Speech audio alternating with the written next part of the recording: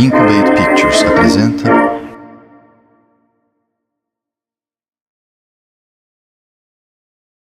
em parceria com a Post Carbon Institute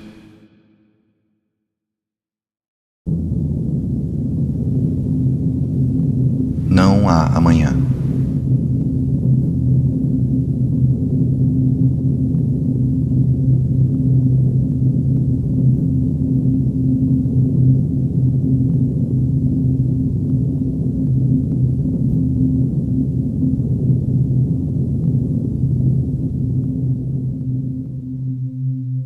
Essa é a Terra, tal como era há 90 milhões de anos atrás. Geólogos chamam esse período de Cretáceo Tardio. Foi uma época de aquecimento global extremo, quando dinossauros ainda dominavam o planeta. Eles viviam suas vidas, seguros de seus lugares no topo da cadeia alimentar, sem noção das mudanças que aconteciam ao seu redor. Os continentes estavam se separando, abrindo enormes fendas na crosta terrestre. Elas se inundaram, transformando-se em mares. Algas sobreviveram ao calor extremo, envenenando a água. Elas morreram. E trilhões delas caíram no fundo das fendas. Os rios levaram sedimento para os mares, até que os restos orgânicos das algas foram enterrados. Com o aumento da pressão, aumentou também o calor, até que uma reação química transformou a matéria orgânica em combustíveis fósseis hidrocarbonitos, petróleo e gás natural. Um processo parecido aconteceu na Terra, o que produziu carvão mineral. A natureza levou 5 milhões de anos para criar os combustíveis fósseis que o mundo consome em um ano. O estilo de vida moderno é totalmente dependente dessa luz solar fossilizada, apesar de muita gente nem ter noção disso. Desde 1860, os geólogos descobriram mais de 2 trilhões de barris de petróleo. Desde então, o mundo já usou aproximadamente metade. Antes de poder extrair petróleo, você tem que descobri-lo. No começo era fácil achar e barato extrair. O primeiro campo de petróleo americano foi o Spindletop, descoberto em 1900. Muitos outros se seguiram. Os geólogos exploraram a América do Norte, acharam enormes depósitos de petróleo, gás natural e carvão mineral. Os Estados Unidos produziram mais petróleo do que qualquer país do mundo, fazendo com que se tornasse uma superpotência industrial. Uma vez que o poço começa a produzir petróleo, é só uma questão de tempo para que entre em declínio. Poços individuais têm níveis de produção diferentes. Quando se faz a média de muitos poços, o gráfico resultante parece com uma curva de Bell. Normalmente leva 40 anos depois do pico de descoberta para que um país chegue ao pico de produção. Depois disso, a queda é permanente.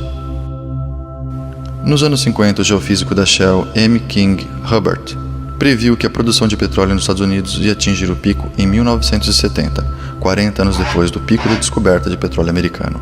Poucos acreditaram nele.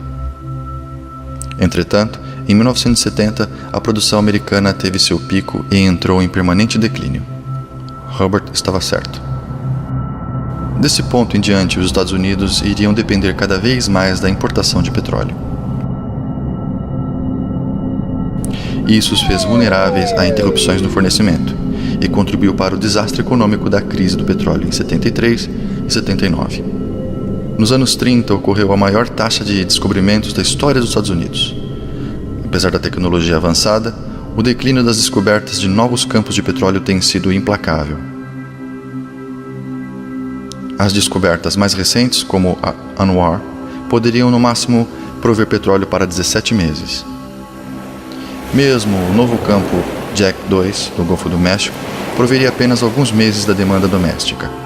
Apesar de grandes, nenhum desses campos se aproxima de satisfazer a necessidade energética americana. As provas já se acumulam de que a produção de petróleo está atingindo o pico ou está perto disso. No mundo, a descoberta de novos campos de petróleo atingiu o pico nos anos 60. Mais de 40 anos depois, o declínio da descoberta de novos campos parece infreável. 54 das 65 maiores nações produtoras de petróleo já atingiram seu pico de produção. O mesmo vai acontecer com os outros num futuro próximo.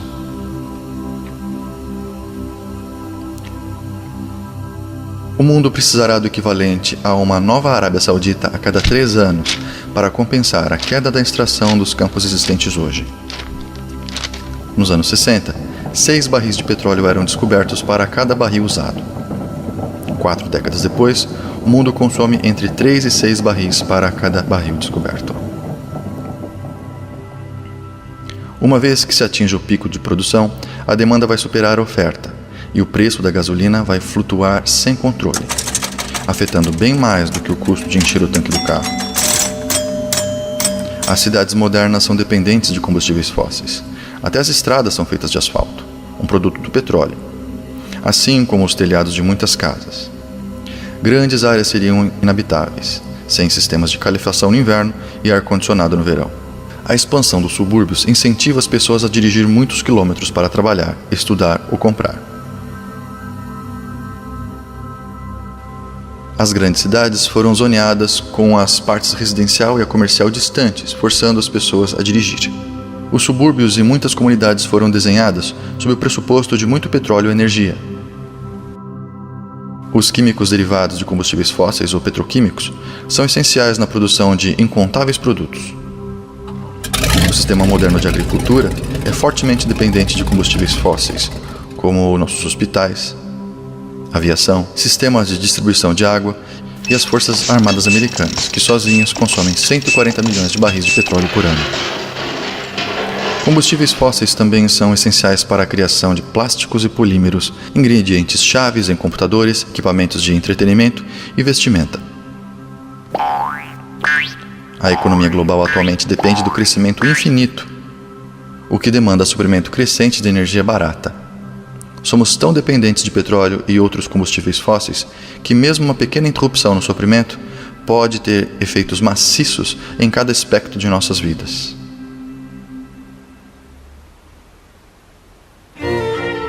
Energia.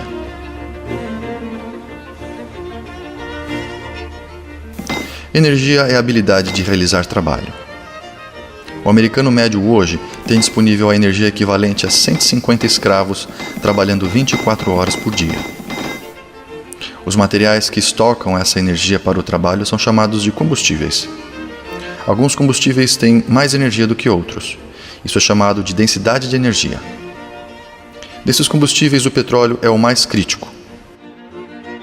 O mundo consome 30 bilhões de barris por ano, igual a 1,6 km cúbicos de petróleo, que contém a mesma energia gerada por 52 usinas nucleares trabalhando nos próximos 50 anos. Apesar do petróleo gerar apenas 1,6% da eletricidade nos Estados Unidos, ele movimenta 96% de todo o transporte. Em 2008, 2/3 do petróleo americano foi importado, a maior parte do Canadá, México, Arábia Saudita, Venezuela, Nigéria, Iraque e Angola. Vários fatores fazem o petróleo ser único. É denso em energia. Um barril de petróleo contém energia equivalente a quase 3 anos de trabalho humano. É líquido em temperatura ambiente, fácil de transportar e utilizável em pequenos motores. Para adquirir energia, você precisa usar energia. O truque é usar quantidades menores para achar e extrair quantidades maiores. Isso se chama na sigla em inglês EROEI, retorno de energia sobre energia investida. Fácil de extrair, o cru de boa qualidade era bombeado antes. Os petroleiros gastavam energia equivalente a 1 barril para extrair 100. O EROEI do petróleo era 100. Como o petróleo fácil de achar foi bombeado antes, a exploração foi para águas profundas, fazendo isso com o uso de quantidades de energia maiores.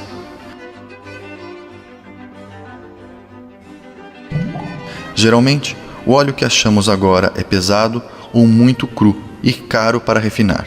O EROEI do petróleo hoje em dia é baixo, apenas 10. Se você usa mais energia para conseguir combustível do que está contido nesse combustível, não vale a pena o esforço para consegui-lo. É possível converter uma fonte de combustível em outra. Toda vez que você faz isso, alguma energia contida no combustível original é perdida. Por exemplo, existe o petróleo não convencional, areias asfálticas e o óleo betuminoso. Areias asfálticas encontram-se principalmente no Canadá. 2/3 do óleo betuminoso está nos Estados Unidos. Ambos combustíveis podem ser convertidos em petróleo sintético cru. No entanto, isso requer uma grande temperatura e água limpa, reduzindo o ROI, que varia de 5 até 1,5 apenas. Óleo betuminoso é um combustível especialmente ruim. Contém mais ou menos 1/3 da energia de uma caixa de cereal matinal. Carvão mineral existe em várias quantidades e gera quase metade da eletricidade do planeta. O mundo usa quase 3,23 km³ de carvão por ano. Mas a produção global de carvão deve atingir seu pico antes de 2040. A ideia de que os Estados Unidos têm séculos de carvão é enganadora, já que deixa de contar o crescimento da demanda e queda de qualidade. Muito do carvão de alta qualidade, o antracito, acabou, restando o carvão de menor qualidade, que é menos denso energeticamente.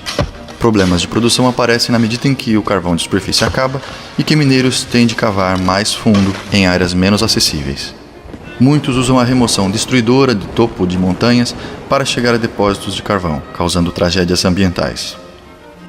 O gás natural é geralmente achado junto com petróleo e carvão. A descoberta norte-americana de gás convencional teve seu pico em 1950 e a produção teve o pico nos anos 70. Seu gráfico de descobertas for avançado em 23 anos, o possível futuro do gás natural norte-americano é revelado. Recentes descobertas tornaram possível a extração de gás natural não convencional, como o gás de xisto, que pode ajudar a adiar o declínio do futuro. O gás natural não convencional é controverso, já que precisa de preços altos de energia para ser lucrativo. Mesmo com gás não convencional, pode haver o pico na produção global de gás natural em 2030. Grandes reservas de urânio para a fusão nuclear ainda existem. Para substituir os 10 terawatts que o mundo gera em combustíveis fósseis, seria necessário 10.000 usinas nucleares. Nessa taxa, as reservas de urânio conhecidas durariam apenas de 10 a 20 anos. Experiências com rápidos reatores regenerativos à base de plutônio na França e Japão têm sido fracassos caros. A fusão nuclear enfrenta obstáculos técnicos maciços. Então, há os renováveis. Energia eólica tem um EROI alto, mas intermitente. A hidrelétrica é confiável, mas a maioria dos rios no mundo desenvolvido já está barrada. Plantas geotérmicas convencionais usam fontes de calor que existem perto da superfície da Terra, mas ficam limitados a certas áreas. No sistema experimental EGS, 2 abrigos seriam furados a 9 km de profundidade. A água é bombardeada para baixo em um poço para ser aquecida nas fissuras. Depois sobe por outra, gerando energia. De acordo com um relatório recente do MIT, essa tecnologia pode suprir 10% da eletricidade em 2050. A energia das marés é restrita a áreas costeiras. A densidade de energia das ondas varia de região para região. Transportar energia gerada por marés para o continente seria um desafio. E ainda, o oceano salgado, corrosivo às turbinas. Biocombustíveis são combustíveis que são plantados. A madeira tem densidade energética pequena e cresce devagar. O mundo usa 4,8 km³ de madeira por ano. O biodiesel e etanol são feitos de cultivos de agricultura movida a petróleo. O lucro energético desses combustíveis é bem pequeno. Alguns políticos querem transformar milho em etanol. Usar etanol para suprir 1/10 do uso do petróleo projetado para 2020 iria ocupar 3% da área dos Estados Unidos. Para suprir 1/3, ocuparia 3 vezes a área atualmente usada para cultivar comida. Para suprir todo o consumo de petróleo em 2020, tomaria o dobro de terras que é usada para cultivar comida hoje em dia. Hidrogênio tem que ser extraído de gás natural, carvão ou água. Esse processo usa mais energia do que conseguimos extrair do hidrogênio. Isso faz com que uma economia baseada no hidrogênio seja improvável. Todos os painéis fotovoltaicos do mundo geram a mesma eletricidade que apenas 2 usinas de energia de carvão. O equivalente entre 1 e 4 toneladas de carvão são usados para fabricar um único painel solar. Teríamos que cobrir 225 mil km² com painéis para saciar a demanda mundial atualmente.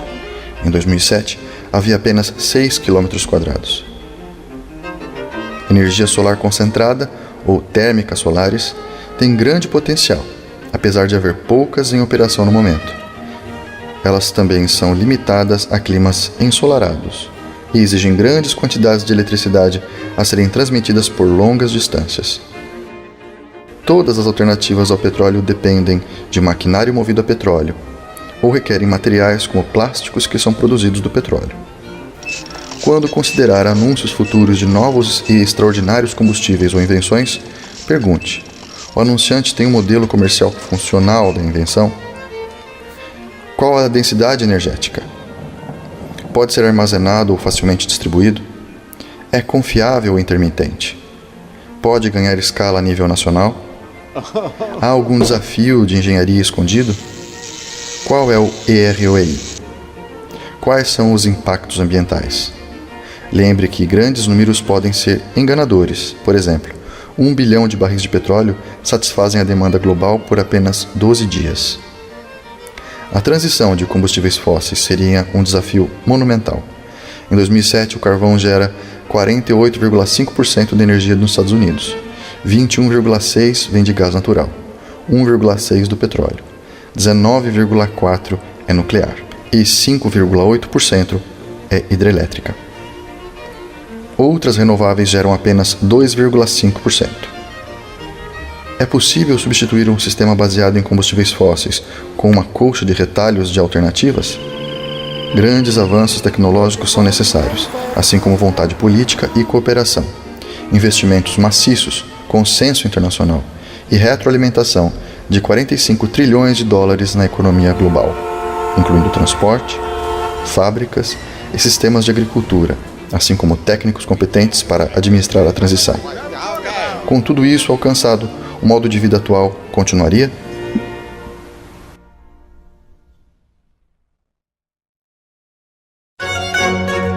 Crescimento. Essas bactérias vivem em uma garrafa. A população delas dobra a cada minuto. Às 11 há uma bactéria. Às 12 a garrafa está cheia. Está na metade às 11h59, deixando espaço para apenas mais uma duplicação. Essas bactérias percebem o perigo. Elas procuram por garrafas e acham 3. Elas acham que o problema está resolvido. Às 12 a primeira garrafa está cheia. Às 12h01 a segunda garrafa está cheia. E às 12h02 todas as garrafas estão cheias. Esse é o problema que enfrentamos devido à duplicação causada pelo crescimento exponencial. Quando a humanidade começou a usar carvão e petróleo como combustíveis, experimentou crescimento sem precedentes. Mesmo pequenas taxas de crescimento produzem grandes aumentos com o tempo. Com 1% de taxa de crescimento, uma economia vai dobrar em 70 anos. Com 2%, dobra em 35 anos. Com 10% de taxa de crescimento, uma economia dobra em apenas 7 anos. Se uma economia cresce a uma taxa média de 3%, ela dobra em 23 anos. Em cada duplicação, a demanda por energia e recursos vai exceder todas as outras duplicações prévias somadas. O sistema financeiro é construído sob o pressuposto do crescimento, que requer um crescente suprimento de energia para manter. Bancos emprestam dinheiro que eles não têm. Na verdade, criam dinheiro. Devedores usam o dinheiro que foi criado pelo empréstimo para melhorar seus negócios e pagar a dívida com juros, o que requer mais crescimento. Por essa criação do dinheiro em forma de débito, a maior parte do dinheiro no mundo representa um débito com juros a serem pagos. Sem a contínua e cada vez maior geração de devedores para produzir crescimento e, portanto, o pagamento desses débitos, a economia vai colapsar. Como um esquema em pirâmide, o sistema deve se expandir ou morrer. Parte pelo sistema de débito, os efeitos do crescimento econômico têm sido espetaculares no PIB, barragens de rios, usos de água, fertilizantes, população urbana, consumo de papel, veículos a motor, comunicações e turismo. A população mundial cresceu até 7 bilhões e espera-se que passe de 9 bilhões em 2050. Numa Terra plana e infinita, isso talvez não fosse um problema. Entretanto, como a Terra é redonda e finita, nós eventualmente vamos enfrentar o limite do crescimento. A expansão econômica resultou em aumento de óxido nitroso e metano atmosférico, destruição da camada de ozônio, aumento de grandes enchentes, danos aos ecossistemas oceânicos, incluindo excesso de nitrogênio, perda de florestas tropicais e deflorestamento, aumentos em terra cultivada e extinções de espécies. Se colocarmos um único grão de arroz no primeiro quadrado de um tabuleiro de xadrez, dobrar isso e colocar 2 grãos de arroz no segundo, dobrar de novo e colocar 4 no terceiro, dobrar de novo e colocar 8 no quarto, e continuar assim colocando em cada quadrado o dobro do número de grãos do quadrado anterior, chegaremos no quadrado final precisando um número astronômico de grãos. 9 quintilhões, 223 quadrilhões, 372 trilhões, 36 bilhões, 854 milhões, 775 mil grãos. Mais grãos do que a humanidade já cultivou nos últimos 10 mil anos.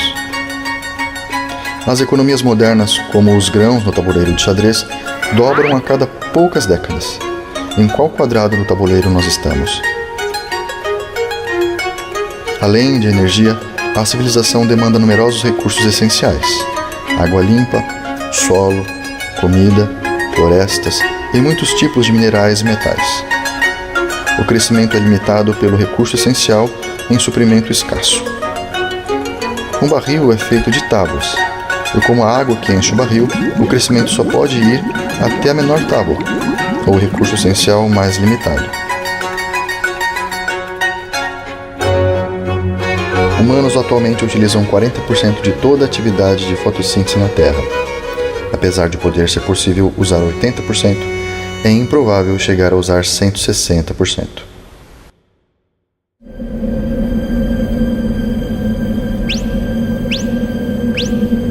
Comida.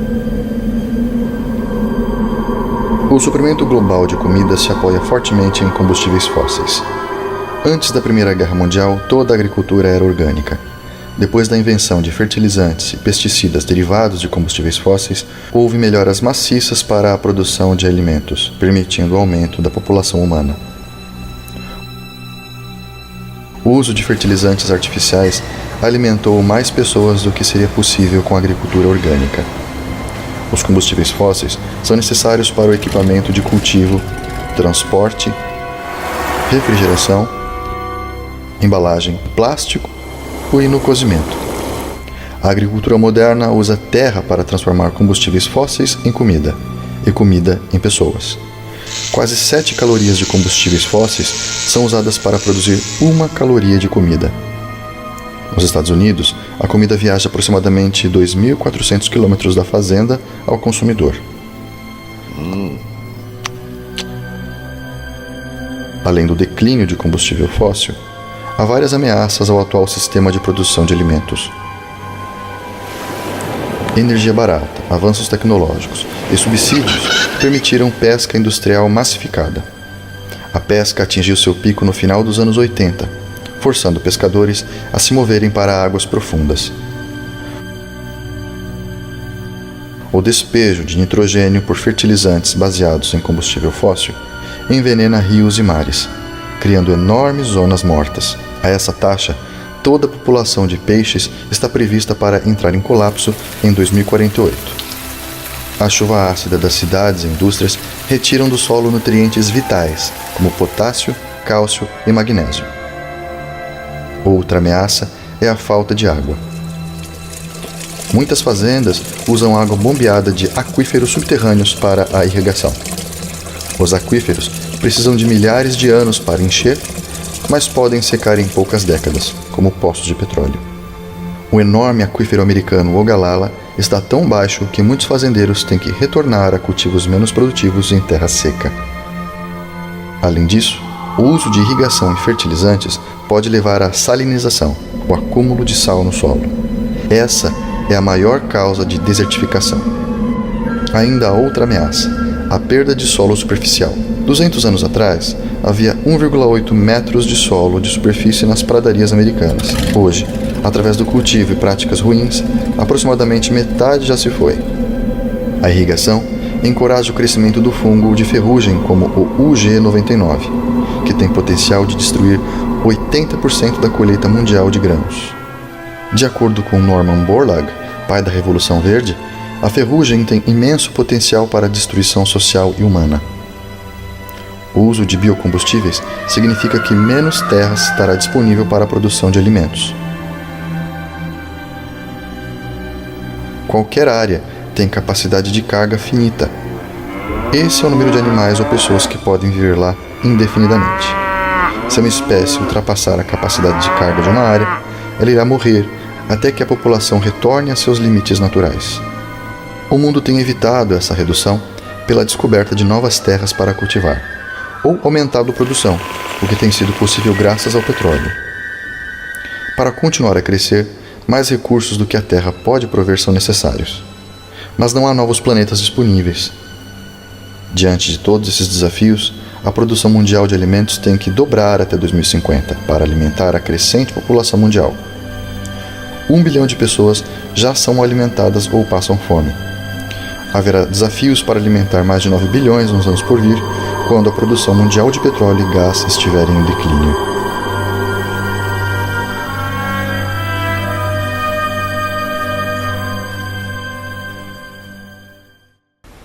O final feliz. A economia global cresce exponencialmente a 3% ao ano. Ao consumir crescentes quantidades de recursos não renováveis, minerais e metais, assim como recursos renováveis, como água, florestas, solos e peixes, mais rápido do que eles podem se recuperar. Mesmo com a taxa de crescimento de 1%, uma economia vai dobrar em 70 anos. O problema se intensifica por outros fatores. A globalização permite que pessoas de um continente comprem alimentos e comida feitos por outras em outro continente. As linhas de fornecimento são longas, restringindo ainda mais os limitados recursos de petróleo. Nós agora confiamos em países distantes para necessidades básicas. As cidades modernas são dependentes de combustíveis fósseis. Os sistemas bancários são baseados em dívida, forçando as pessoas em uma espiral de empréstimos e repagamentos, produzindo crescimento. Como nós podemos enfrentar esses problemas? Muitos acreditam que as crises podem ser prevenidas pela conservação, tecnologia, crescimento inteligente, reciclagem, carros elétricos ou híbridos, substituição ou pelo voto. A conservação vai economizar seu dinheiro, mas sozinha não vai salvar o planeta. Se apenas alguns cortarem o uso de gasolina, a demanda reduzida vai fazer cair os preços, permitindo que outros comprem por menos. Da mesma maneira, um motor mais eficiente, que use menos energia, vai paradoxalmente levar a um maior uso de energia. No século XIX, o economista inglês William Stanley Jevons percebeu que motores a vapor melhorados faziam o carvão ser uma fonte de combustível com melhor custo, o que levava ao uso de mais motores a vapor, o que aumentava o consumo total de carvão. O crescimento do uso vai consumir qualquer energia ou recurso economizado pela conservação. Muitos acreditam que os cientistas irão resolver esses problemas com uma nova tecnologia. Mas tecnologia não é energia. A tecnologia pode canalizar a energia para trabalhar, mas não pode substituí-la. Ela também consome recursos. Por exemplo, computadores são feitos com 10% da energia necessária para fazer um carro. Tecnologias mais avançadas podem piorar a situação, já que muitos requerem minerais raros, que também podem se aproximar dos limites. Por exemplo, 97% das terras raras do mundo são produzidas na China, a maior parte numa única mina no interior da Mongólia. Esses minerais são usados em conversores catalíticos, motores de avião, ímãs de alta eficiência e discos rígidos, baterias de carros híbridos, lasers, aparelhos de raio-x, abrigos de reatores nucleares, CDs, motores de veículos híbridos, lâmpadas econômicas, fibras óticas e telas planas. A China começou a considerar restringir a exportação desses minerais, enquanto a demanda voa. E assim, o chamado crescimento sustentável, o crescimento inteligente, não irá ajudar, já que também usa metais e minerais não renováveis em quantidade cada vez maiores, incluindo as terras raras. Reciclar não vai resolver o problema, já que requer energia e o processo não é 100% eficiente. É possível apenas retomar uma fração do material reciclado, uma grande parte está perdida para sempre, é lixo. Os carros elétricos rodam com eletricidade, e como a maior parte da energia é gerada com os combustíveis fósseis, isso não é uma solução. Além disso, carros de todos os tipos consomem petróleo na sua produção. Cada pneu sozinho requer 7 galões de petróleo. Há perto de 800 milhões de carros no mundo em 2010. Pelas taxas atuais de crescimento, esse número vai chegar a 2 bilhões em 2025. É improvável que esse planeta possa suportar tantos veículos por tanto tempo, independentemente da fonte de energia. Muitos economistas acreditam que o livre mercado vai substituir uma fonte de energia por outra pela inovação tecnológica. Entretanto, os principais substitutos do petróleo enfrentam suas próprias taxas de declínio. A substituição também falha ao não levar em conta o tempo necessário para a sua preparação. O relatório Hirsch do Departamento de Energia americano estima que pelo menos 2 décadas seriam necessárias para preparar para os efeitos do pico do petróleo. Essas questões de escassez de energia, diminuição de recursos, perda de solo superficial e poluição são todos sintomas de um problema maior: crescimento. Enquanto nosso sistema financeiro demandar crescimento eterno, é improvável que aconteça uma reforma. Então, como vai ser o futuro? Os otimistas acreditam que o crescimento vai continuar para sempre, sem limites. Os pessimistas acham que nós estamos indo em direção a uma nova idade da pedra ou extinção. A verdade pode estar entre esses dois extremos. É possível que a sociedade recaia em um estado mais simples, em que o uso de energia é bem menor. Isso significaria uma vida mais difícil para a maioria. Mais trabalhos manuais, mais trabalho na terra e produção local de bens, comida e serviços. O que uma pessoa pode fazer para se preparar para um futuro desses? Espere uma diminuição no suplemento de comida e bens de locais distantes. Comece a caminhar ou andar de bicicleta. Se acostume a usar menos eletricidade.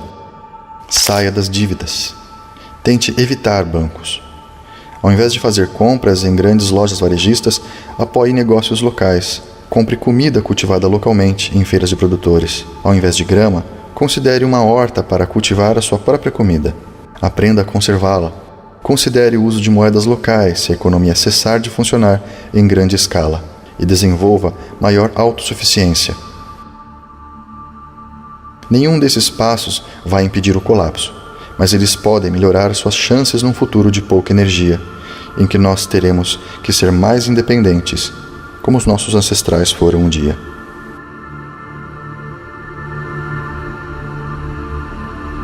Locução em português por Bruno Bartolete.